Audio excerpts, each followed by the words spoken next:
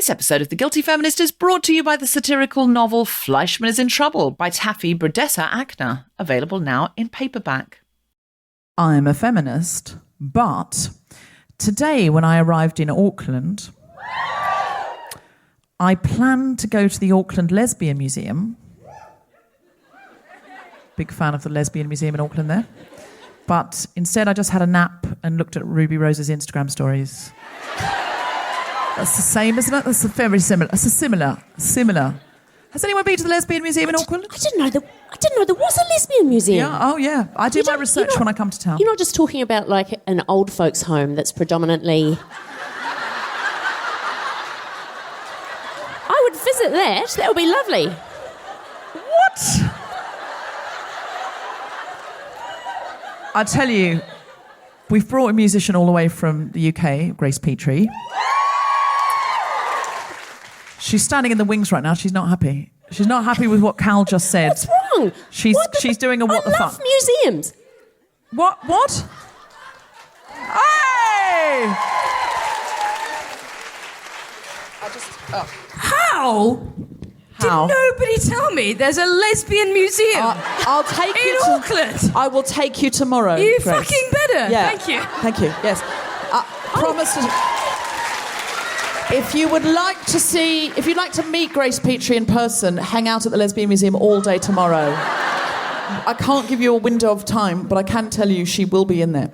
I thought Grace was going to say she was angry at you because you didn't think it was a good idea. This was my idea. I think Grace should call her fans the patriarchy. Deborah poo-pooed it. Yeah, I did. Well, I just worry about starting any other Archies.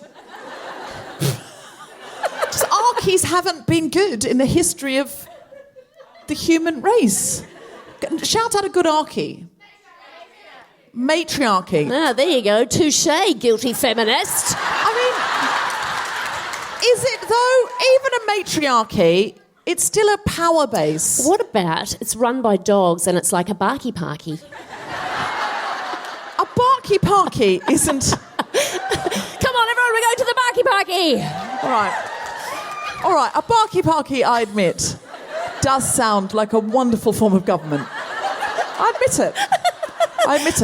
I'm a feminist, but sometimes when I am eating a bone at the park, I don't share it with other dogs. Has anyone here, out of interest... I wanted to say, has anyone here to be to the barky parky, but that's not true. That's not a real thing. Has anyone been to the Lesbian Museum? What is in the Lesbian Museum, people who've been? Just shout out. Good postcards. Really good postcards. What is that? That sounds like the gift shop. You sound like you've been to the gift shop and haven't bothered with the museum. Listen, we've all done that. I don't judge you, but have you been to the actual museum?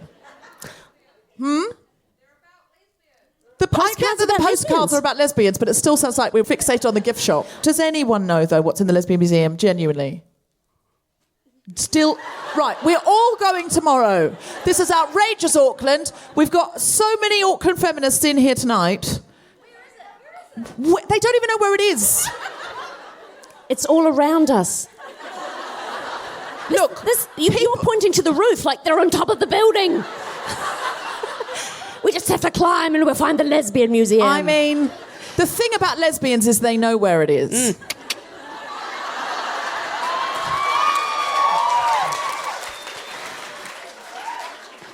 I reckon they've built the Lesbian Museum themselves. I reckon they've just done it. What was that? It's in Newland. Newland. Does anyone Did you just Google it, or are you looking at... You did. Okay. It's in Newland. We're all going tomorrow. Everyone here. It's not open tomorrow! What? For fuck's sake! When is it open? It's only open Sunday 1 till 4. It's a very limited lesbian museum. That's lesbians who are really good at boundaries. #consent. Yeah. I'm a feminist, but when I had a spare hour this afternoon, I thought I could either get ahead on my writing for tomorrow night's Guilty Feminist show, or I could dye my hair. I dyed my hair. I'm a feminist, but sometimes my on-tour jet lag and general fatigue makes me think, do we need to smash the patriarchy, or could we just lie heavily on it and squash it?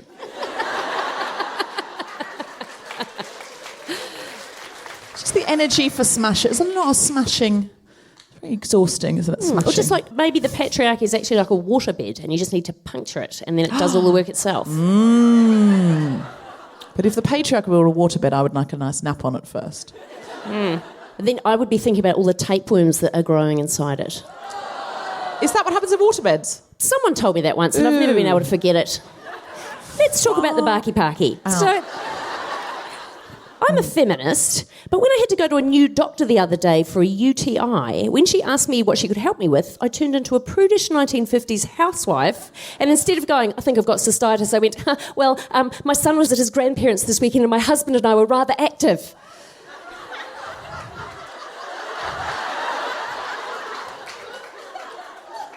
Oh, we had relations.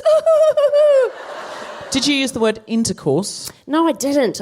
But I did say, I think we had too much sex, and then it just sounded like I was showing off. Yeah.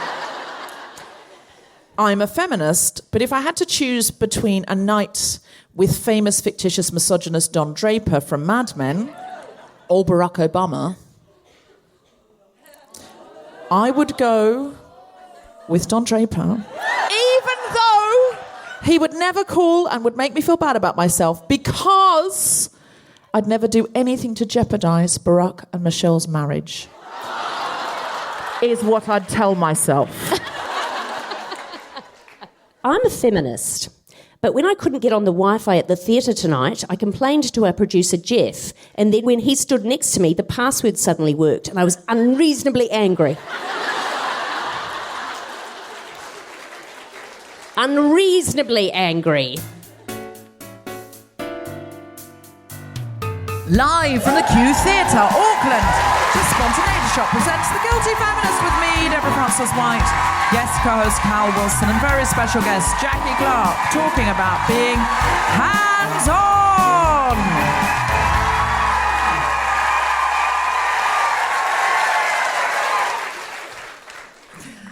This is The Guilty Feminist, the podcast in which we explore our noble goals as 21st century feminists and the hypocrisies and insecurities which undermine them. Today, I'm with Cal Wilson, and we are talking about being hands-on. How are you, Cal?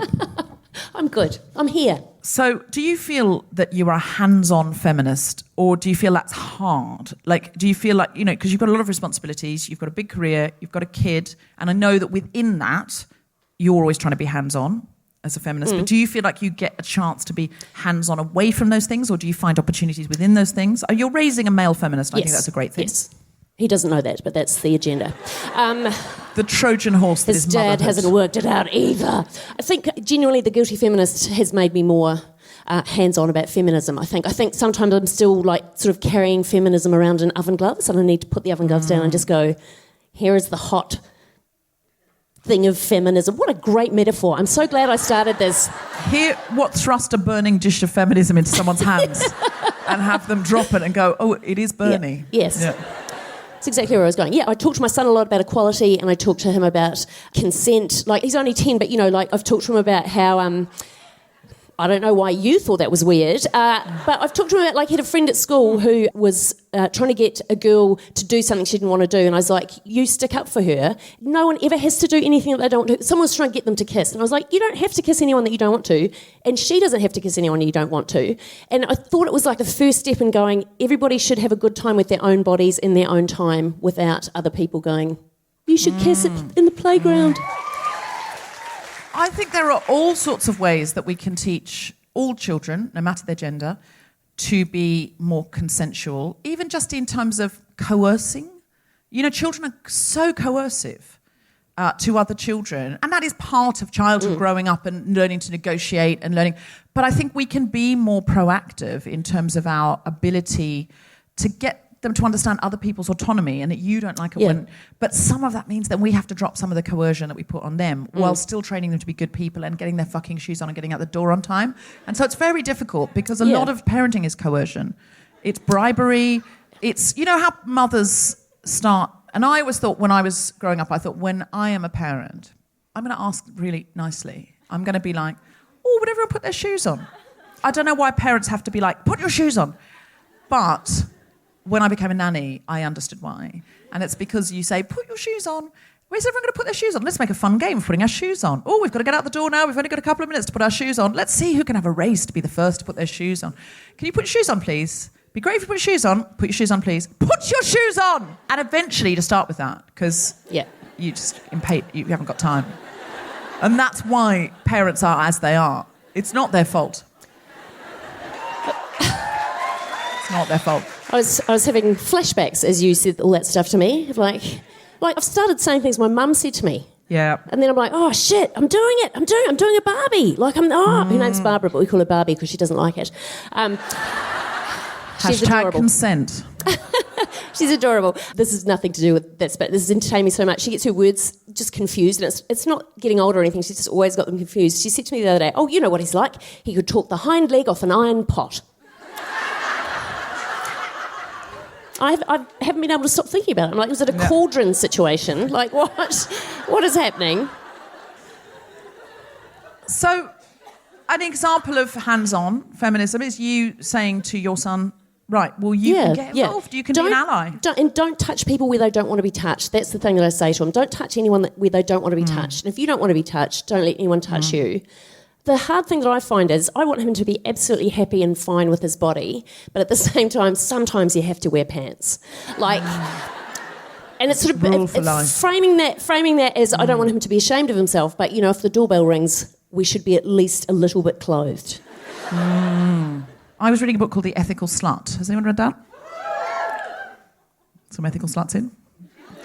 What up?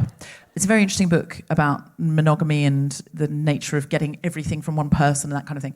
And it says we all have some shame around sex because even if your parents were super, super, super liberal, they had to teach you that grown-up people masturbate in their bedroom, not in the living room.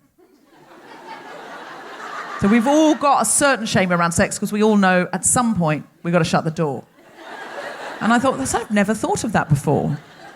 That there is a certain amount of, I've got to deal with this on my own time.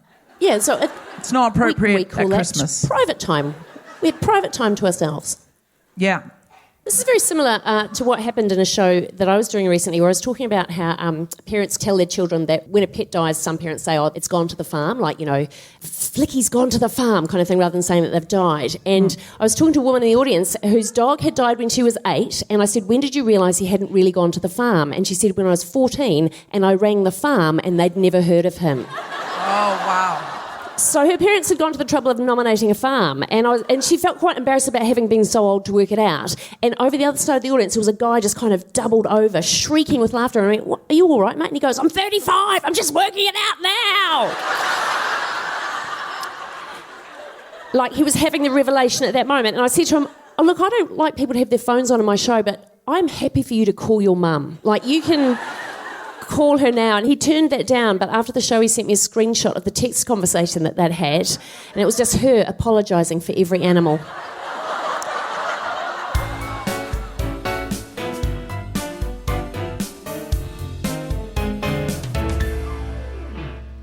I'm very excited to tell you about this week's sponsor. Fleishman is in Trouble, a brilliant satirical novel with a lot of guilty feminist themes around marriage, divorce, and modern love, by one of the most exciting voices in American fiction, Taffy Brodesser-Akner. The book was a Sunday Times and a New York Times bestseller. It was longlisted for the Women's Prize for Fiction and a National Book Award, and our friend Dolly Alderton called it the most astonishingly brilliant Trojan horse of a novel. Marion Keyes said it was wildly entertaining and moving, and Grace Dent said it could be one of the books of my entire lifetime. I've never felt so seen. I cannot wait to buy this book in paperback and devour it while in lockdown. You can get it from Waterstones or your local independent bookshop or wherever you regularly buy your books. But don't miss it. Fleishman is in trouble, and you'll be in trouble if you don't pick it up. You won't know what everyone else is talking about. And now back to the podcast.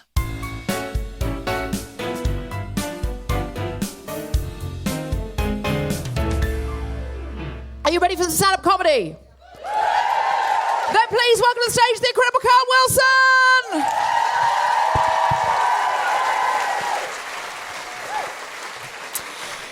So I've never been a particularly practical person. I'm purely for decorative purposes, I realise, in most of my life. But once I had a child, I had to start getting hands-on with things. And children are a very good way to show you that you can do stuff you didn't think you could, and you can lower your standards far lower than you thought was possible. I remember there being a moment when my son was about 6 months old, and I said out loud to my husband, "It's just a bit of wee. I think I can go to the supermarket in this top."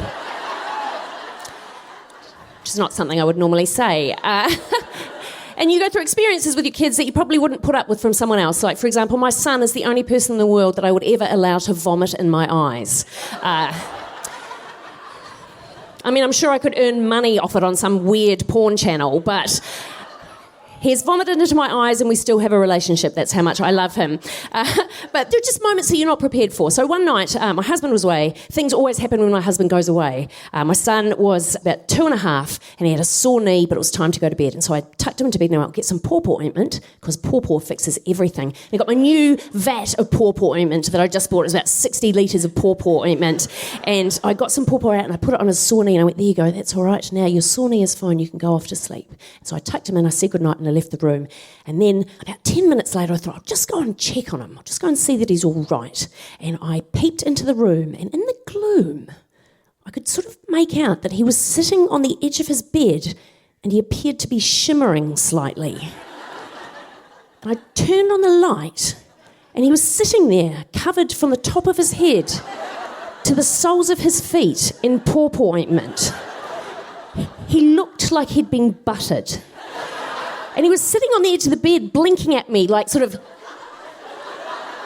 because he had pawpaw ointment in his eyelashes as well. And it was so unexpected. All I could do was just laugh my ass off. I just stood there and laughed at this little buttery golem that was just sort of sitting there. And I asked him what had happened, and he goes, "Oh, my knee was sore, so I put some more pawpaw on, and then the bit was sore next to it, and then he'd just gone the whole... He used 3/4 of the new jar of pawpaw. And I didn't know where to start to deal with it, like, because there was pawpaw on him, there was pawpaw on the carpet, there was pawpaw on the sheets, there was pawpaw on the walls. There was little pawpaw handprints everywhere, like sort of adorable crime scene. And so I just was so helpless that with laughter, I just sort of stood there for a few moments, and then I was like, "I deal with the sheets," and I changed the sheets, and I got just enough of the pawpaw off the walls that all the dust stuck to it forevermore. And then I had to deal with him, and I managed to get kind of the excess pawpaw off him, but then I just had to rub the rest of it in. And so it was like I was conditioning a leather handbag, and I was just... like he was so supple afterwards. He will last for years. So I got them all relatively clean and I tucked him back into bed and I said, "Good night, okay, good night now." And I left the room and it was still funny, like I was still laughing to myself as I went down the hallway. But I had neglected to make the connection that children are like comedians. And if you laugh at something they do, they will do it again. And so I poked my head back in the room and he's used the rest of the jar. He's sitting on the side of his bed again doing a little buttery golem thing, but this time he's like, "Ta-da!" And that is why I have lovely soft hands. And probably the time I've been the most hands-on as a parent. I just made that sound like I've neglected him in every other way. It does sound a lot like that, but I know that's not true. No, he's pretty good. Although, where is he now? I don't know. He's playing basketball with his dad. Yeah, be fine. His dad's going to win. He's a lot taller. Yeah. And what I love about your relationship is that his dad is the primary carer. Yes, yeah. Which I think is so great because it's representation for all of the kids he plays with. So there'll be little boys going, I'd love to be a full-time dad when I grow up. And because if you don't see it... You don't know that it happens. No. The confusion comes from when Digby describes it. So he tells people that Mummy does shows, which could be anything. And who knows, I'm branching out. But he also doesn't notice that Chris works from home. So Chris works as well, but he works from home. And so when people ask what his dad does, Digby goes, "He plays golf." Wow. So they think that... They don't think he's professional. They just think he swans about. Oh, I see. Yes. But that's what women have had for years. All the swanning about. She just has lunch. That's what women have had for years. And in fact, she, is the CEO of a charity or something like that and works from 3 days a week at home and 6 days a week in the office, and and That's a 9-day week. I mean, we can do it. Women do it all. Our guest today started the Aunties 7 years ago, coordinating donations for a refuge organisation using social media. Since then, she has gone on to win Supreme Woman of Influence 2018 and has been awarded a QSM in the New Year's Honours. The Aunties has become an organisation well known for their no-nonsense, no-judgment brand of getting stuff to people who need it and for using the Fun Hour model to bring people together to support each other. Please welcome to the stage the incredible Jackie Clark!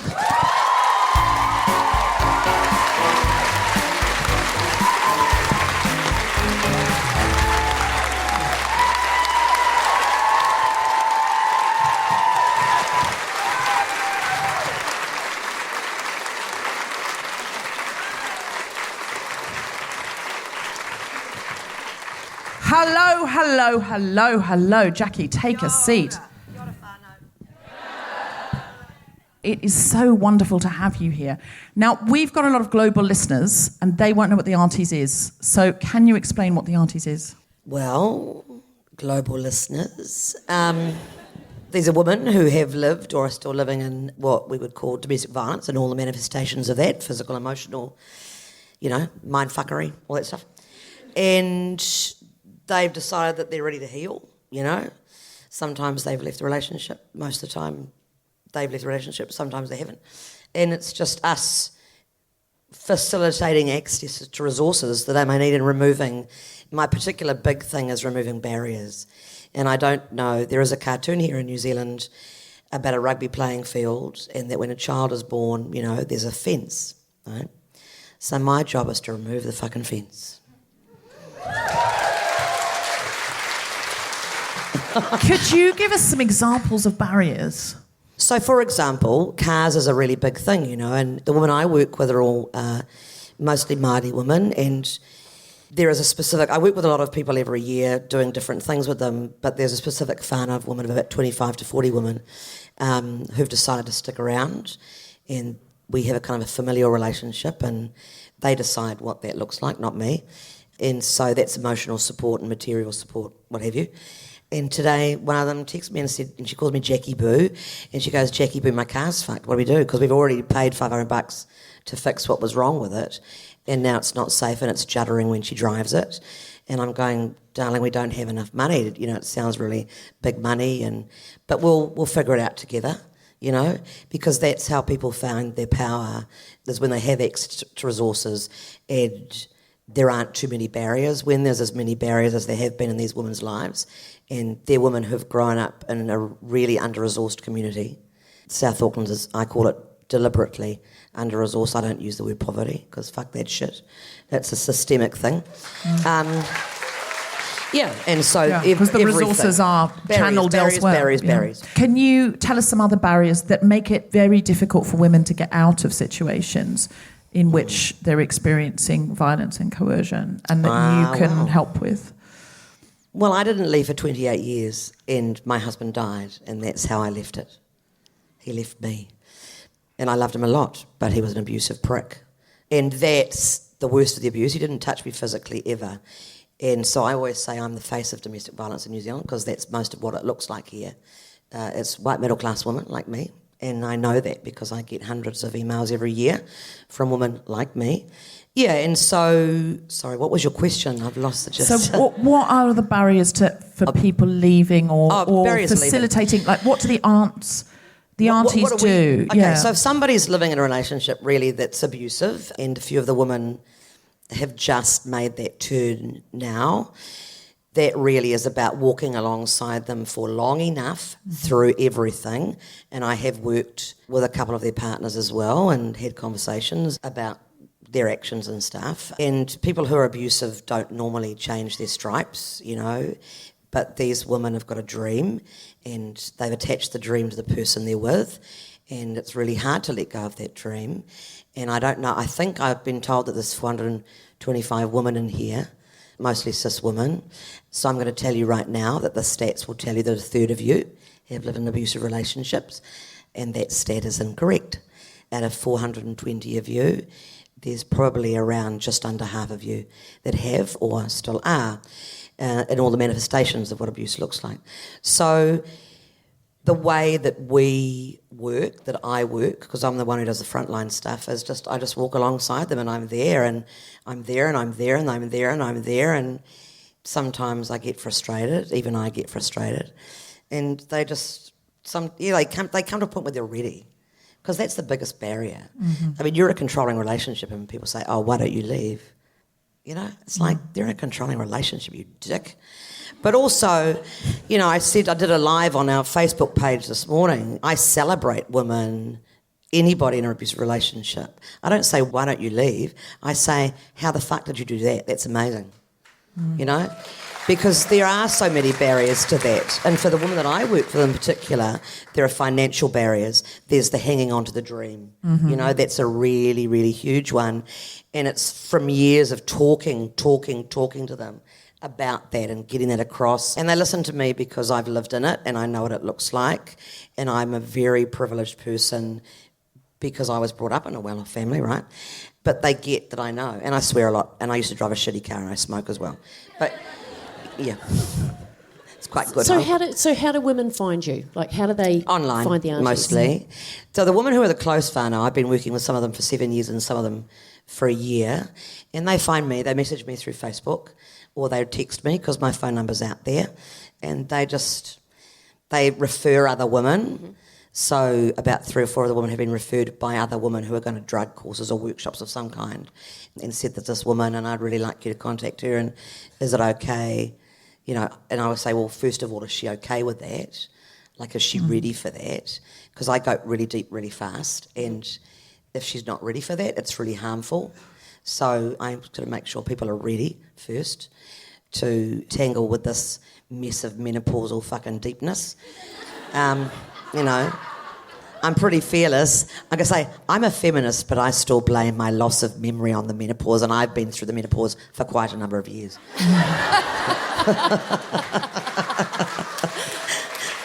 You know, but you know, and there's so many barriers, but I think the main ones are the one that I personally work with. They are the financial barriers for certain, you know, and the judgment. They fear the judgment from people.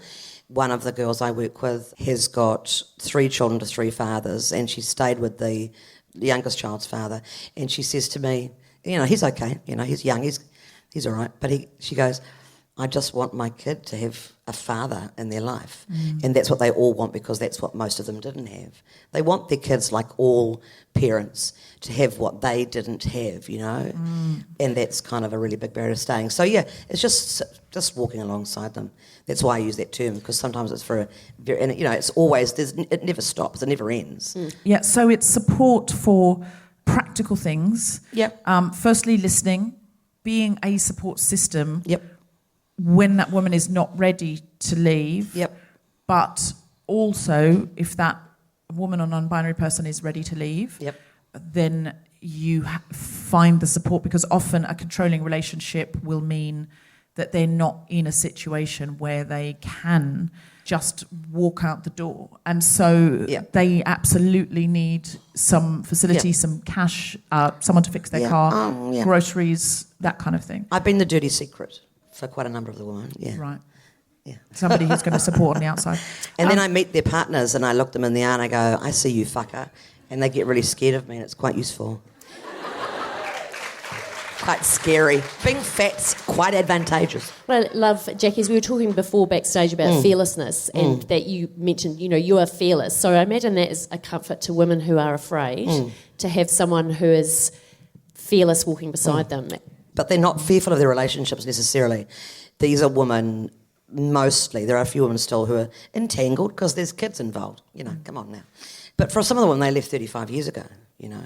So it's less of the fear of that relationship and more the fear of judgment and their whānau. We're putting a book out this year through a really big publisher, and I'll be trampling around the country promoting it. And they're all anonymous, and that's not to keep them safe from ex-partners or whatever, because there's a bit of a myth about secrecy and privacy. That doesn't keep them safe, by the way, most of the time. So it's that kind of thing of they really fear the judgment of their whānau. They really fear the judgment. And that's a huge barrier as well. you know, because they can't go to their families. Their families are often emotionally and financially struggling as well. And I have a lot of discussions with women around, but they're struggling, you know, and they get really upset and really distressed by the fact that their families aren't supporting them. And I'm going, how the fuck are they going to do that? Like, they're also financially struggling. They're also emotionally struggling. Your mother's also living in an abusive relationship. So kind of how is that going to happen for them, you know? So I kind of, for some of the women, and I don't say this lightly, I take that place for them of their mother. And but that's their denotation, you know. I've got a 65-year-old woman who texts me 3 times a day, and she says she's my best friend, and I'm not her best friend. She's got a lovely best friend. She is a lesbian, an old lesbian, by the way. You know, I don't think she knows what the museum is. She'll think that's fabulous. I was going to say New Lynn. This is quite funny that the Lesbian Museum is in New Lynn, because that's where the Pottery Museum is too. The Pottery Museum? There is a Crownland Museum. And we'll pop in while we're there. Yes, well, yes. So, you know, that's the thing. All these barriers, and I'm really good at figuring out what barriers there are and how to fuck them off. And it seems to me, Jackie, just from, you know, following your Facebook page, that you are also really good at specifying what people can do to help you and to help the women and their families, like practical things like clothing. But it really struck me when you've asked for food donations that it's not tin tomatoes. Oh, well, I don't ask for food donations anymore because I'm not working with safe houses anymore. Okay. But that was a particular safe house, and the woman who runs it is actually one of the whānau now, not because of DV, but she fell on sort of straitened circumstances. She's at home looking after my little dog, by the way, because we've become very good friends. But that was about her refuge, and I remember going down there and saying, well, what do you need? Because she got in touch with me and said, well, an offering to help us. And I went, no, you don't understand, buddy. This is how this works. And she went, all right, well, come and see us. And she opened the cupboard and went, look at all the fucking tin tomatoes. Like there's 25, and I know, because I used to go to Māngere Refuge all the time, and I know what the pantry looks like if you're not careful, you know, because people are very kind and well-intentioned and are really shit at giving. You know, very generous people, New Zealanders, but very shit at giving. So yes, I'm very specific. I'm a real bitch about it because I don't care how offensive I am or how hurt by it people are, because it's not about you. Right? It's about them. Yeah. Could you... Sorry about it.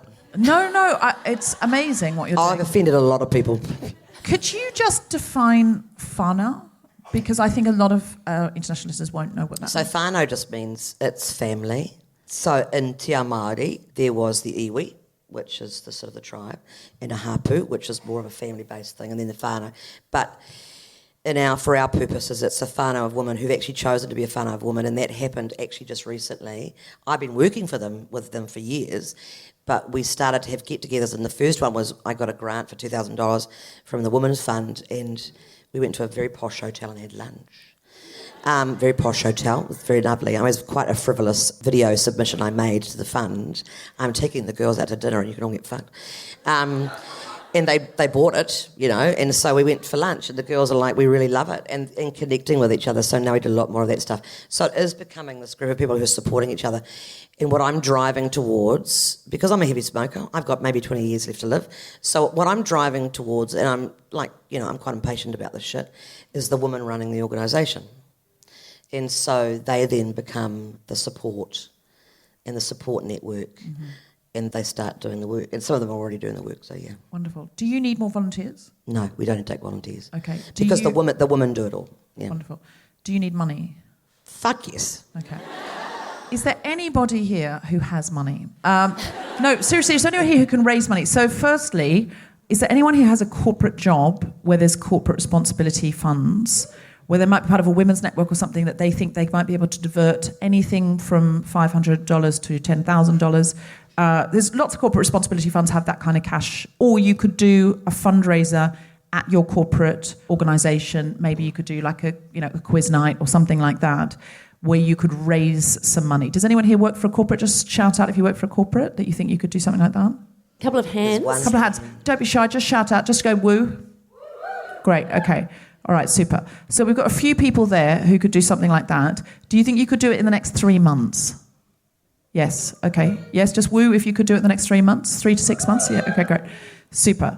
So will you do it in the next 3 to 6 months? Because that's different. Because I'm watching you. No. Will you do it in the next 3 to 6 months? Yeah, okay, great. Okay, is there anybody here who's got more of a sort of arts-based community job, but thinks they could do something similar lines, but, like a room above a pub fundraiser or something with their family, or they're planning on running a marathon and they haven't decided on the charity, something like that? Can you give us a cheer? Great, okay. Do you think you could do that in the next 3 to 6 months? Is there anyone here who doesn't think they could raise any money for the Aunties in the next 3 to 6 months? Just cheer? Oh, okay, great. Super. What excellent parent work you just did there. Yes, yeah. Yeah. Guilting. Very well done. Yeah. Well done. Yeah. But, honestly, that's a bit of hands-on feminism that Auckland can do for the local Aunties. And that money will be spent well, and that will change the lives of women, some women who might be in this room. And that's what feminism is.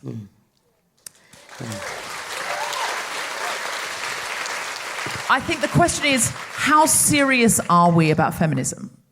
I know this is a light entertainment show. Yeah. I know that. But I also know that light entertainment can do heavy lifting. Because there are serious spaces where everyone thinks, was it very serious? And a lot of us feel like, I'm not sure I'm serious enough to be in that serious space. Am I going to get found out as somebody who has not read the complete works of Sylvia Plath and Maya Angelou? Am I going to get caught out as somebody who doesn't know the names of everyone in the cabinet? Am I somebody who's not really heavyweight enough to be in that lightweight space? Am I too lowbrow for the highbrow? And I think what the Guilty Feminist is a place for people who are compassionate but would like to be more actively compassionate and want to get better, want to build muscle. This is not a space where we just go, I'm a feminist, but I'm not very good at it. Lol. It's not that. Oh, that's what I had done for tomorrow night. There's not a lot of lol, though. It's a place to exfoliate the stuff that doesn't matter. Who gives a flying fuck if you didn't watch that documentary about New Zealand being the first place for women to vote and instead you watched Married at First Sight? It doesn't fucking matter. No. It's not going to change anybody's life. It doesn't fucking matter. No. But if you were to just say to everybody in your immediate friendship group, right, we're all going to dinner and we're going to work out something really fun that we can do, and my plan is to raise $500. That's our minimum. Maybe we'll raise $1,000 for the Aunties. I'm going to tell you all about what the Aunties is. We're all going to go out for dinner like we normally do, but instead of just laughing about boys and jobs and cocktails and then saying, oh, isn't the world shit? We're not going to do that. We're going to talk about those things. Then we're going to go, how are we going to raise $1,000 for the Aunties? And we're going to come up with something really fun. And we're going to invite all of our friends to some, ridiculous costume party or something like that. But we're going to tell them all why we're doing it. Because all of those people that you invite and all of those people that you tell who may not see themselves as feminists will go, oh, that's interesting. There are people living in our community. And you can say, some of them you'll know. Some of this money will be diverted to people you know and you don't know that those people need it. So if everybody here could do one project, I know everyone won't. I already know everyone won't, but I know some of you will. So it's up to you to decide if you're one of the people that's going to do something or not. And if you've got such a hectic schedule, if you've got a huge job and you think, I just can't do another thing and I don't want to walk away from here feeling guilty, I didn't come here to be made to feel guilty, that's fine. If you've got a huge, great big fuck-off job and you just can't do it, make a $5 direct debit once a month. That would help. If you are somebody who's got no money and no time, that's fine. Amplify on Twitter. Just do one thing.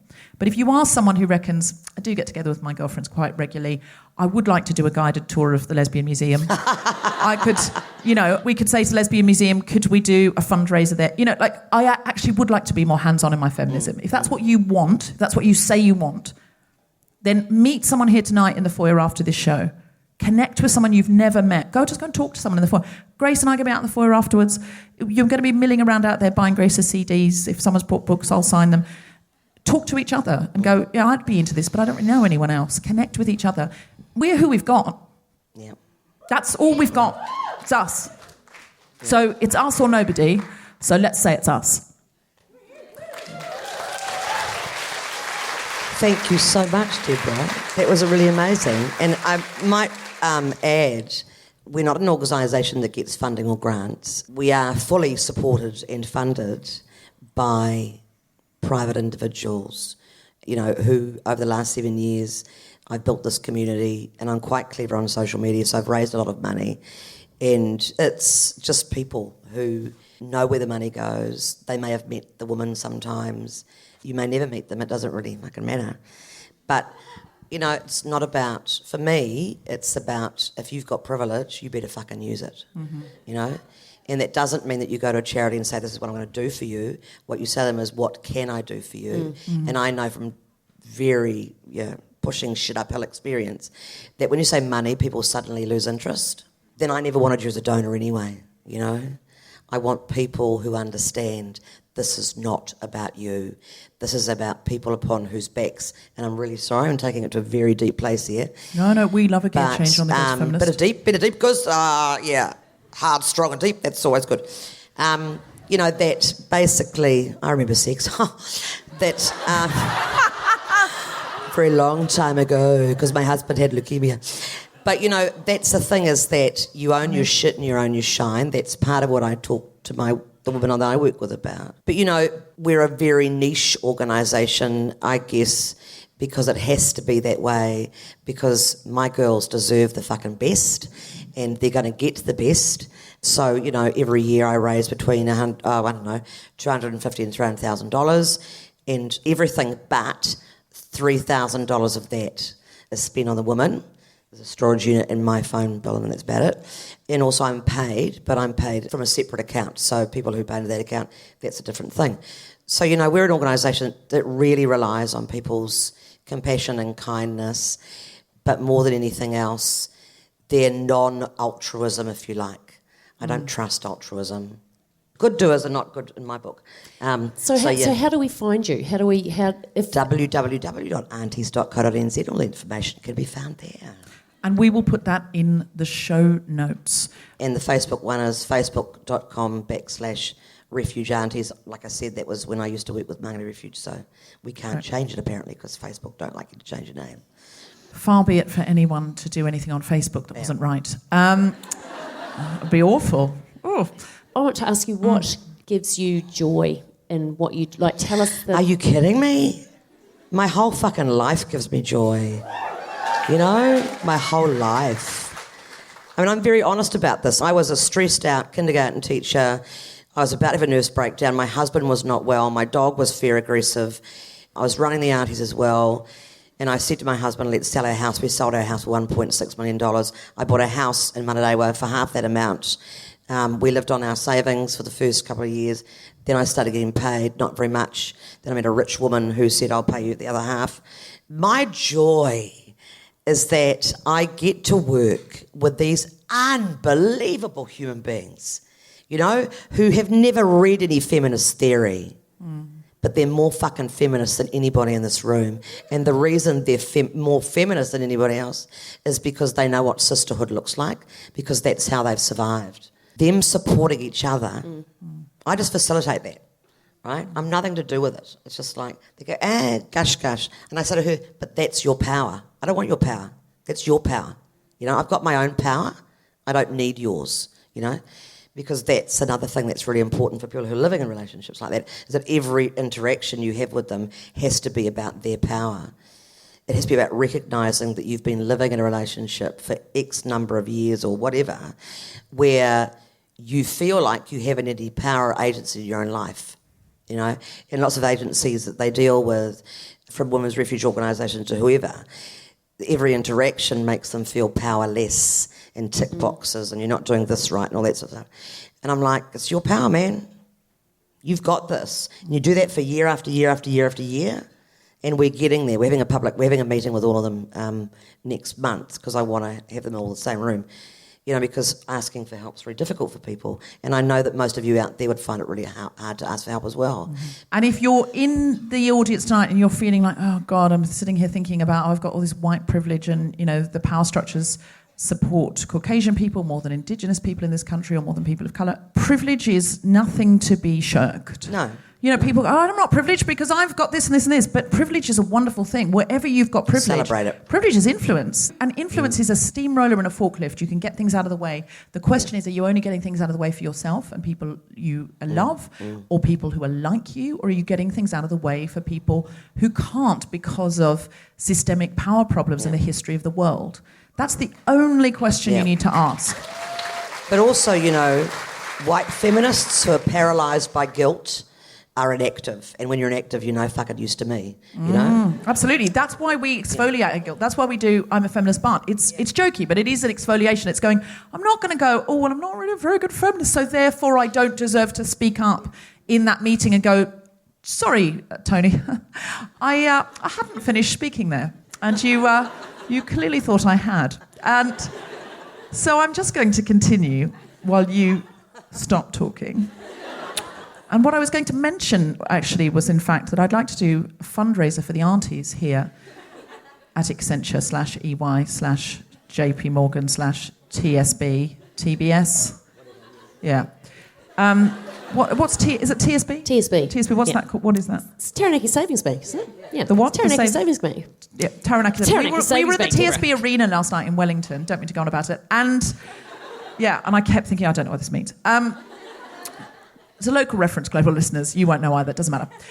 So if you're laden down with guilt, as you say... That's right. So, you know, look around you, connect, find somebody else here tonight and do a thing. Because when I come back to Auckland, either end of this year or next year, I'd really like to see what's happened. Yeah. And I'd like to get you back and see if any of the Guilty Feminists have plugged in, created projects, started funding.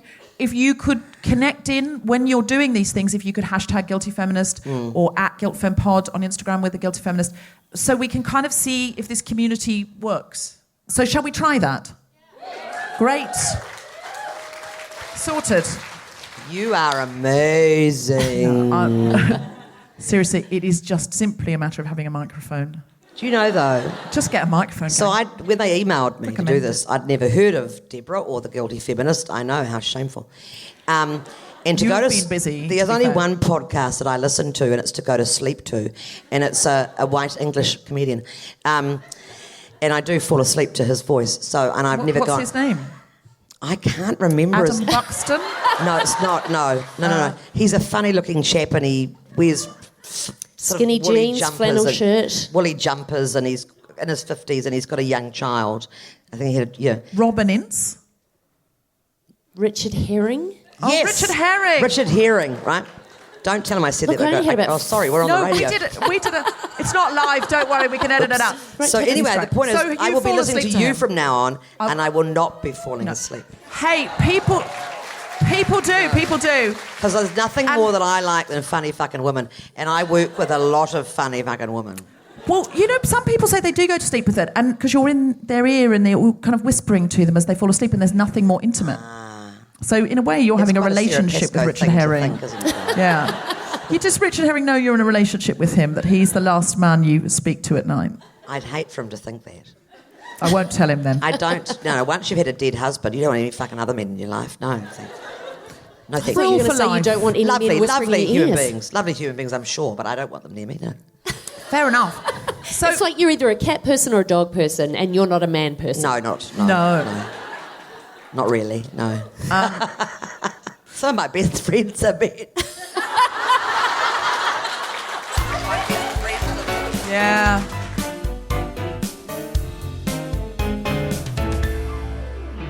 Are we ready for our incredible final act? Keep that applause going for the one, the only, the legendary Grace Petrie!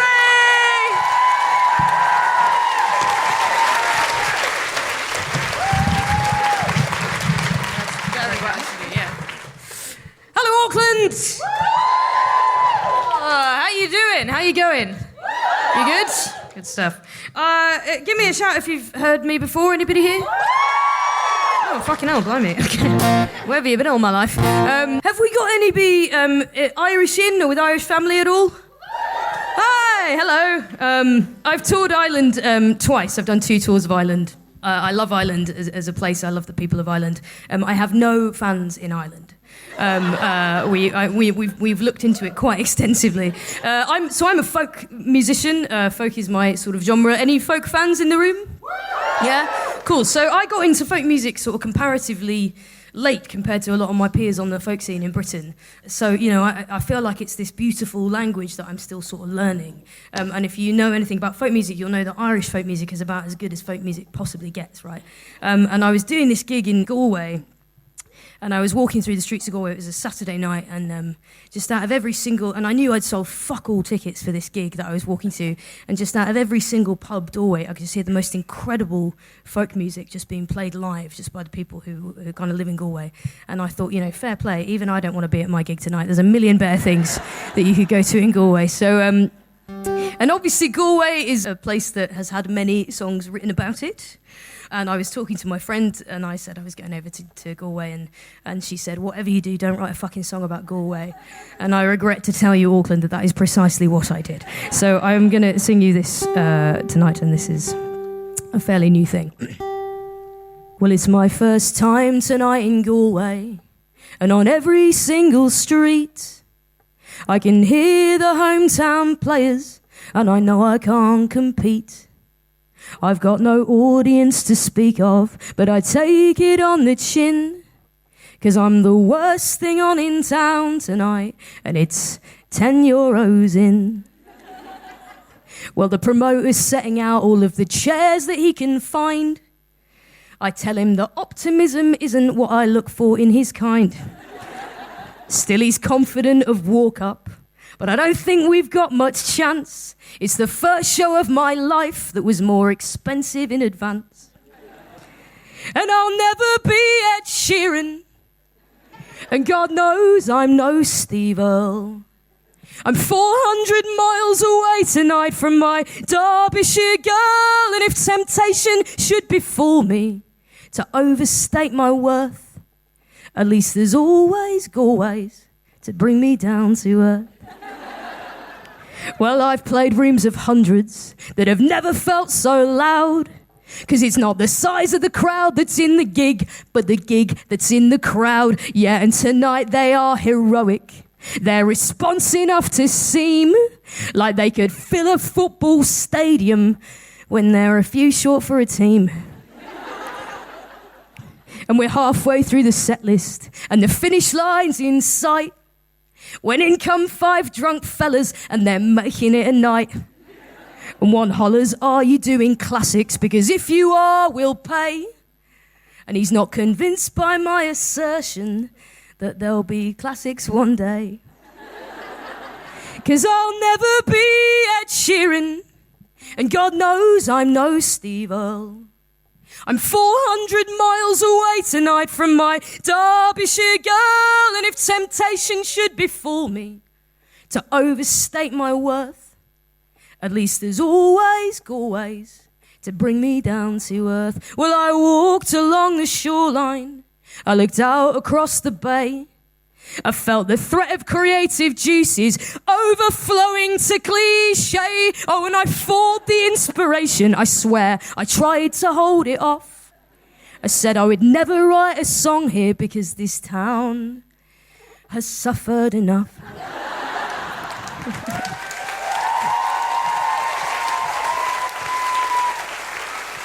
And I will never be Ed Sheeran. God knows I'm no Steve Earle. I'm 400 miles away tonight from my Derbyshire girl, and if temptation should befall me to overstate my worth, at least there's always Galways to bring me down to earth. Well, guitar in hand, I'm walking to my hire car down the street. I can hear the hometown players, and I know when I'm beat. Someone asks me what my act is, and I can't suppress a grin when I say I was the worst thing on in town tonight for €10 in. Thank you.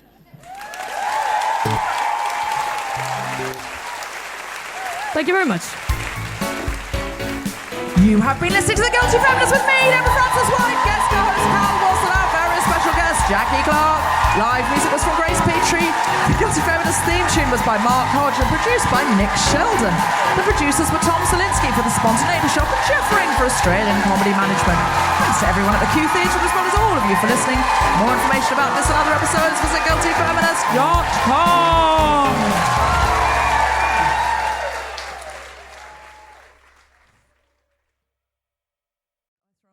You pick him up. I don't know. You throw Paul McCartney down. I go, don't treat him like that. I pick him up. It's getting strange. The starts of these are getting much weirder than they... We've been on the road a while, and we've got to that point where on stage and off stage are the same thing, which is always a joy. But we've both put pants on, so that's a plus. This is basically our dynamic off stage, except we're not wearing bras off stage. I don't have any evidence Cal is wearing a bra now, to be honest. Yes. I had to think about it, but yes, I think we're all present and correct. Thanks again to Fleishman is in Trouble for sponsoring this week's episode. Buy it now in paperback wherever books are sold. Thank you so much to all of our patrons, but especially those who are supporting us at the Smash the Patriarchy level or above. Valerie Marr, Jonquil, Sarah Brown, RubyRose Thompson, Sara Boom, and Philip Engelhardt.